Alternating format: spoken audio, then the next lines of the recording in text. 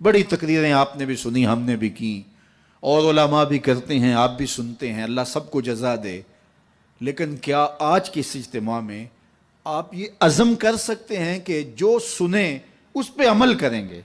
जो चीज़ समझ में आ गई कि ये दुरुस्त है, ये बिल्कुल सच्ची बात है, तो फिर हम अमल से कोताही क्यों करें?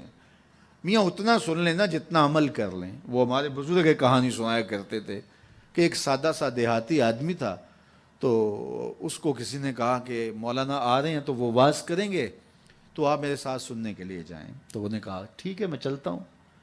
तो मौलाना ने वाज किया कि हुजूर ने फरमाया इस्तंज़िहू अनिल बौल फ़इन्ना आम्मत अज़ाब अल क़ब्र मिन्हु, कि पेशाब के छींटों से बचा करो क्योंकि कब्र का अमूमी तौर पे अज़ाब इसी से होता है।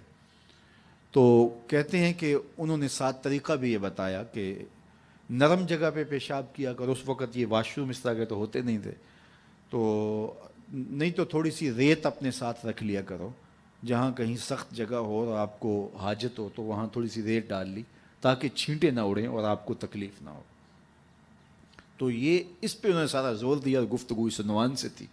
मजलिस ख़त्म हुई, वापस आए तो बात भी इनकी समझ में आई, यार इनसे अज़ाब क़ब्र होगा और ये मौलाना तो नहीं कह रहे, ये तो अल्लाह के रसूल का फरमान सुना रहे हैं, तो ये बात तो ठीक है। तो उन्होंने सफ़र में अपने साथ रेत रखना शुरू कर दी, 2-4 किलो रेत अपने साथ रखते। तो 8 दिन के बाद वो फिर आ गए, तो कहने लगे कि वो हज़रत मौलाना फिर आ रहे हैं कोई, तो आए, उनका खिताब सुनने चलना है। वो कहने लगे मैं अभी 4-5 किलो वज़न उठा सकता हूँ, आदी हो जाऊँगा तो दूसरा खुतबा सुन लूँगा। लेकिन हम तो रोज़, वो कई लोगों की आदत होती है कि दोपहर को यहाँ सुनना, शाम को वहाँ, दोपहर फिर नंबर भी लगाते हैं तकरीरों के, फ़लाँ मौलवी ने ज़्यादा अच्छी की, उसने तो बहुत ज़्यादा अच्छी की। वो जज बने होते हैं और नंबर लगा रहे होते हैं। कानों के चस्कों के लिए हुजूर के फरमान ना सुनो, रूहों के करार के लिए हुजूर के फरमान सुनो। हुजूर के दीन को जो है वो इंटरटेनमेंट ना बनाओ कि ठीक है वहाँ बड़ा चस्का आता है, फ़लाँ बड़ा सरूर देता है, लेकिन ये तय है कि हमने ज़िंदगी उसी तरह गुजारनी जिस तरह हम गुजार रहे हैं। ऐसा ना करो, अपना नुकसान करोगे। ये ज़िंदगी अल्लाह की अमानत है, रोज़ रोज़ नहीं मिलती। आज गुजर गई तो कल ये वक्त हाथ से निकल गया। ये अज़म करो, जो सुनो, और अगर आपको यकीन हो कि जो कहा जा रहा है वो सच कहा जा रहा है, तो फिर हमारे पास कोई दूसरा रास्ता ही नहीं है उस पर अमल करने के अलावा।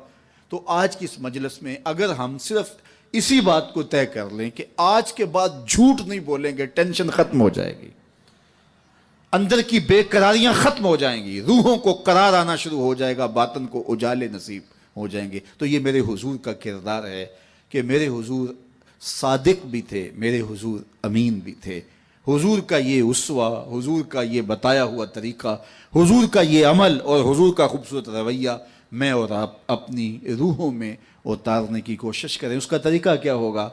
आज ही सोने से कबल 5 से 7 मिनट के लिए, वैसे भी सोने के वक्त बंदा कुछ ना कुछ सोच रहा होता है, तो 5 मिनट के लिए सोचें आज सारे दिन में मैंने कोई झूठ तो नहीं बोला। और आप देखें 1, 2, 3, 4, 5 इतने झूठ मेरी ज़ुबान से निकल गए, तो ये तो बहुत नुकसान हो गया। चलो कल का दिन इंशाल्लाह एहतियात से गुजारूंगा। तो कल सोने से कबल फिर दोबारा शाम को अपना मुहासबा करें और देखें कि आज तो हमने झूठ नहीं बोला। और अगर आप नीचे आ रहे हैं तो अल्लाह का शुक्र अदा करें। फिर अगला दिन, चौथे दिन, 5वें दिन, छठे दिन आप जब सोएंगे तो आज सारा दिन अल्लाह का शुक्र है मज़ा से भी झूठ नहीं बोला। फिर 2 नफल ज़रूर पढ़ना, 2 नवाफल शुक्राने के अदा करना। मालिक शुक्र है मेरी ज़ुबान झूठ की नापाकी से दूर रही और मेरी ज़ुबान पे आज सच ही जारी हुआ। और फिर जो है वो उसको बरकरार रखने की कोशिश करें और अपना मुहासबा रोज़ करते रहें। चंद दिन के बाद आप देखना कि ज़िंदगी गुजारने का नशा